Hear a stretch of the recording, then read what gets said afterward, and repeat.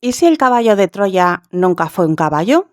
Todos conocemos la historia. Tras 10 años de guerra, los griegos construyen un enorme caballo de madera, esconden en su interior a sus mejores guerreros y fingen retirarse. Los troyanos lo introducen en la ciudad como una ofrenda y durante la noche los griegos salen del escondite y abren las puertas de Troya. Es una de las historias más famosas de toda la antigüedad. Pero, ¿y si lleváramos casi 3000 años imaginándonosla mal?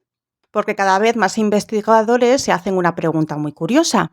¿Y si el famoso caballo de Troya nunca fue realmente un caballo? Hoy vamos a descubrir una hipótesis fascinante que une arqueología, navegación y religión griega. Y al final entenderás por qué un simple barco podría tener mucho más sentido que un gigantesco caballo de madera. Pero antes de continuar, si te gustan estos vídeos sobre mitología e historia antigua, pues no olvides suscribirte para no perderte los próximos. Lo primero que hay que saber es que el caballo de Troya no aparece en la Ilíada de Homero. La Ilíada termina antes de la caída de la ciudad. El episodio del caballo aparece resumido en la Odisea, cuando Odiseo recuerda esa estratagema y después es narrado con mucho más detalle por el poeta romano Virgilio en el libro segundo de la Eneida, donde el sacerdote Laocoonte pronuncia la famosa frase: «Temo a los danaos incluso cuando traen regalos». Según el relato tradicional, los griegos dejaron el caballo como una ofrenda dedicada a Atenea, fingiendo que abandonaban la guerra. Y aquí empieza el misterio.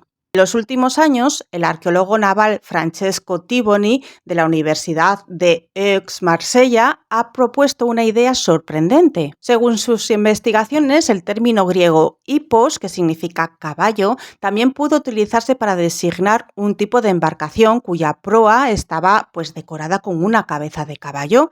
Por extensión, se terminó llamando a toda la embarcación igual, caballo, hippos.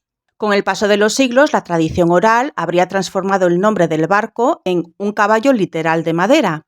¿Esta hipótesis está demostrada? No, pero sí plantea una explicación muy coherente desde el punto de vista náutico. Es una hipótesis minoritaria, pero existe y por eso la traemos aquí. Y aquí es donde aparece un detalle del que casi nadie habla. Los griegos ofrecían barcos a sus dioses. Puede parecer extraño, pero la arqueología ha encontrado numerosos exvotos navales en santuarios griegos. Se han descubierto pequeñas maquetas de barcos de terracota y bronce, relieves con embarcaciones e incluso partes de barcos dedicadas tras victorias navales.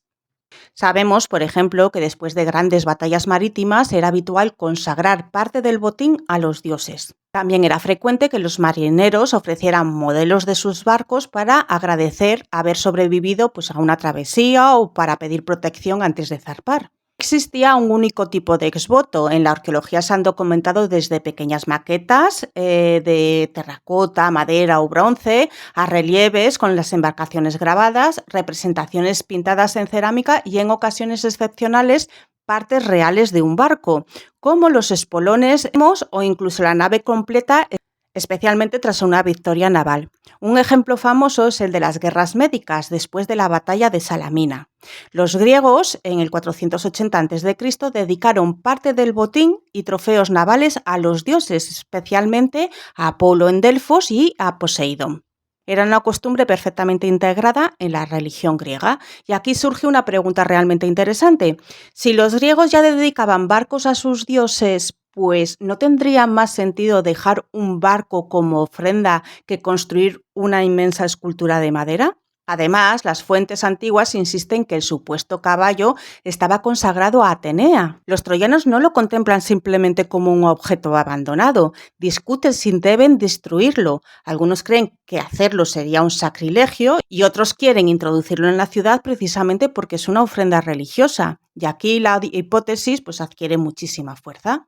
Si aquello hubiera sido una embarcación dedicada a la diosa, el comportamiento de los troyanos resulta mucho más fácil de comprender. No estarían decidiendo qué hacer con una enorme estatua. Estarían decidiendo si destruir un objeto sagrado ofrecido a una divinidad. Desde el punto de vista religioso, eso cambia completamente la historia. Por supuesto, debemos ser prudentes. No existe ninguna prueba arqueológica que demuestre que el caballo de Troya fue realmente un barco. La mayoría de los especialistas siguen considerando el caballo un elemento literario o simbólico. E incluso otros investigadores han propuesto que pudo tratarse de una máquina de asedio, un símbolo relacionado con Poseidón, que también era dios de los caballos, o incluso una metáfora transmitida pues, por la tradición oral.